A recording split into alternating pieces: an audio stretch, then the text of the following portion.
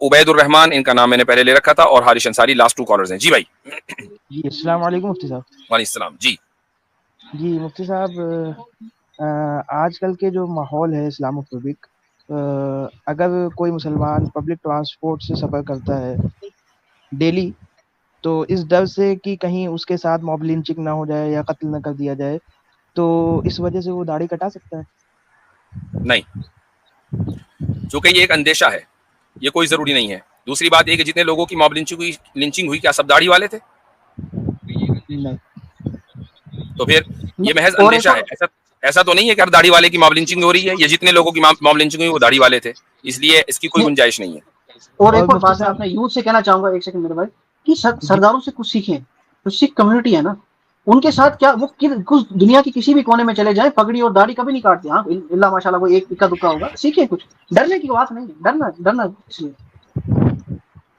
جی ماشاء ٹھیک ہے اللہ. بھائی. جی مفتی صاحب, اور یہ جیسے موب لنچنگ کے کیس میں جو مر گیا, تو اس کا درجہ اور جو شہید جنگ میں شہید ہو گیا, اس کے دونوں کے درجے میں کیا فرق ہوگا؟ مطلب کس کا درجہ دونوں میں بڑھا فرق ہے. جنگ کا شہید بہرحال دنیاوی اور اخروی دونوں اعتبار سے شہید ہوتا ہے, اور یہ شہید اخروی اعتبار سے شہید ہے, دنیاوی اعتبار سے شہید نہیں ہے. تو شہید کو جو دنیا میں پروٹوکول دیا جاتا ہے وہ اس کو پروٹوکول نہیں.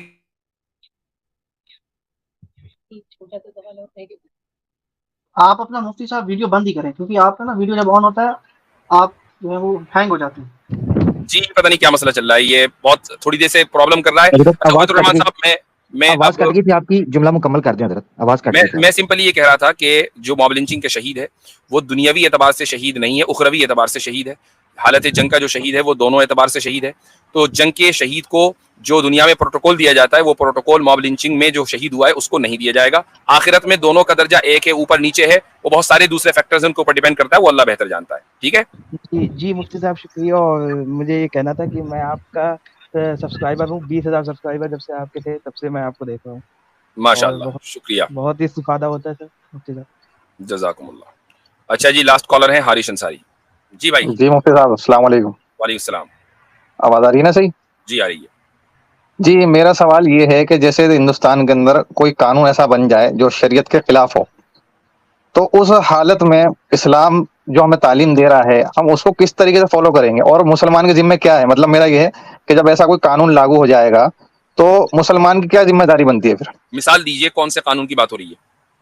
جیسے 3 طلاق ہے, یا پھر 2 شادی ہی ہوگی, یا بچے صرف 2 ہی ہوں گے, یا ایک ہی شادی ہوگی, یا پھر طلاق نہیں دے سکتے, یا کوئی اور چیز کوئی آ جاتی ہے, کوئی بات جو ہمارے اسلام کے اندر یہ غلط سمجھتے ہیں, تو اس دیکھیں ریلیٹڈ میں جتنے جاننا بھی چاہوں گا. آپ نے مثالیں دی ہیں کہ مثلا 3 طلاق کو اوپر جی پابندی لگا دی, جی لیکن 3 طلاق پر پابندی لگانے کا مطلب یہ نہیں ہے کہ اگر کوئی آدمی 3 طلاق دے تو اب 3 طلاق نہیں ہونے کی. بھائی گولی چلانے پر پابندی ہے, لیکن گولی چلے گی تو سامنے والا تب بھی مرے گا.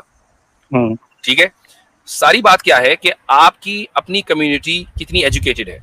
اگر آپ کی کمیونٹی اس بارے میں متفق ہے نا کہ بھائی ہم کورٹ میں جانے کے ہی نہیں, ہم اپنے مسئلے خود آپس میں حل کریں گے, تو کوئی پھر قانون کیسے ہی بناتا رہے اس سے کوئی فرق پڑنے والا نہیں ہے.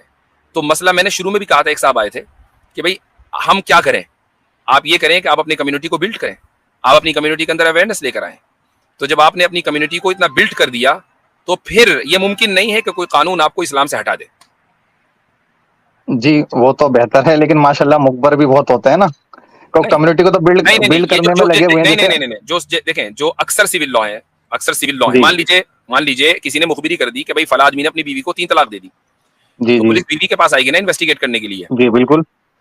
بیوی شریعت پر عمل کرتی ہے, وہ کہتی ہے مجھے کیا ضرورت ہے رپورٹ کرنے کی, اب پولیس کا کر لے گی. بھائی یہ جی ہے نا بالکل. بات. تو یہ ایشو ہے. ٹھیک ہے جناب.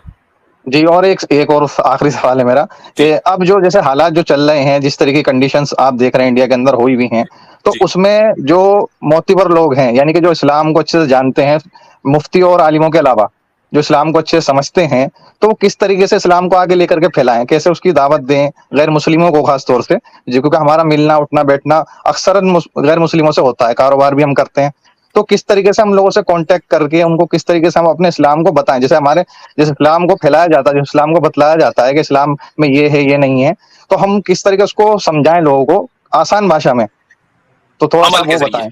عمل کے ذریعے. اور وہ عمل یہ ہے کہ آپ جب کسی غیر مسلم کے ساتھ تجارت کر رہے ہیں، اٹھ رہے ہیں، بیٹھ رہے ہیں، دو چیزوں کا دامن نہ چھوڑیں، سچائی کا اور انصاف کا، ایمانداری کا. اگر آپ ایمانداری کے ساتھ اور سچائی کے ساتھ سامنے والے کے ساتھ کچھ لمحے بھی گزار لیں گے نا، تو سامنے والا آپ کا اسیر بن جائے گا. زندگی میں بارہا اس کا تجربہ کیا جا چکا ہے. ٹھیک ہے جی ٹھیک ہے، شکریہ مفتی صاحب. چلیں جی، شکریہ بہت بہت. اچھا اچھا مفتی یہ صاحب بس ایک بات مجھے اپنا میرا کوشچن تھا جی کہ اکثر یہ ہوتا ہے اگر مثال کے طور پہ کسی کنٹری میں کانٹریکٹری لاز آ گئے شریعت کے حساب سے، ٹھیک جی ہے، شریعت کے کانٹریکٹ، تو اگر کوئی مسلمان جان بوجھ کر اپنے فائدے کے لیے سول لا کی طرف اپروچ کرے گا، تو کیا ہم یہ کہیں گے اس پہ یہ قرآن کی آیت فٹ ہوگی کہ جو اللہ اور اس کے رسول کے اس کے اگینسٹ لا کے جاتے ہیں وہ کفر ہے، وہ کفر کرتے ہیں؟ یعنی اگر وہ کورٹ میں چلا گیا. جی جی جی، یہ پتا ہو نہیں اپنے فائدے کے لیے، یہ پتا ہو کہ بھی غلط ہے. دیکھیں، یہ ایک باعث گناہ تو ہے، اس میں تو کوئی شک نہیں ہے، اور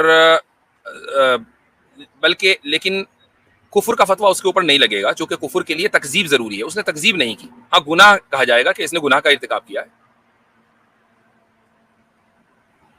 مگر وہ اس کو بیٹر سمجھ رہا ہے نا. نہیں، اگر وہ وہی کہہ رہا نا، اگر وہ عمل سے نہیں بلکہ زبان سے بھی یہ کہہ رہا ہے کہ وہ بہتر ہے اور اسلامی نظام بہتر نہیں ہے، تو آپ کو کفر کا فتویٰ لگے گا. اس کا مطلب یہ کہ اس نے اسلام کی تکذیب کر دی. تکذیب کے لیے ضروری ہے کہ وہ تکذیب کرے. ٹھیک ہے مفتی صاحب، ٹھیک ہے. جی اچھا جی، چونکہ میں نے ان کا نام عبید الرحمان سے پہلے لیا تھا. عادن جی بھائی بولیے. اگر کوئی انسان فجر کے لیے الارم لگائے لیکن ایک منٹ مسلمان ہیں آپ؟ جی جی، فقہی مسئلے کا جواب نہیں دوں گا. جی اچھا، تو اس سوال کا جواب دیجیے کہ آپ تھوڑا دیر پہلے بولے ہیں کہ مطلب ہم لوگ کوئی کمیونٹی بلڈ نہیں کیے ہیں 70 سال سے، تو مطلب ہم لوگوں کے جو اینسسٹرس ہیں وہ لوگ نہیں کیے، اس میں ہم لوگوں کی کیا غلطی ہے؟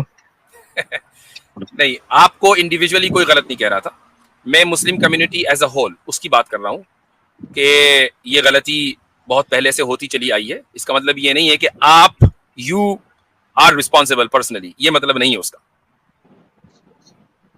اچھا، میں جو فقہی مسئلہ پوچھ رہا تھا وہ کوئی ایسا کنٹروورشل نہیں ہے. عادن بھائی، دوسرا یہ ہے کہ اگر بڑوں نے کوئی غلطی کر دی ہے تو اس کا مطلب یہ نہیں ہے کہ چھوٹے صرف یہ کہیں کہ ہم اس کے مجرم نہیں، آپ پہ الزام نہیں ٹھہرتا تو ہم نے کوئی کوشش نہیں کرنی. حضرت کو جس چیز کی طرف توجہ دلا رہے تھے وہ یہ تھے کہ اگر پیچھے کچھ غلطی ہو چکی ہے تو تاریخ سے سیکھ کر آگے کے لیے بہتری، جو یہ جنریشن ہے وہ آگے کے لیے اپنی کمیونٹی کے لیے بہتر کرے. تو یہ تو کر سکتے ہیں کہ نہیں؟ ہاں، یہ کرنا ہے. جی تو چلیں ٹھیک ہے، بہت بہت شکریہ. آپ نے بڑا ایجیٹیشن کیا کہ بھائی میرا نام پہلے لیا تھا تو نہیں آپ کو لیا. اچھا، ایک سبق پھر پڑھ صداقت کا، عدالت کا، شجاعت کا، لیا جائے گا تجھ سے کام دنیا کی امامت کا. سبق پھر پڑھ صداقت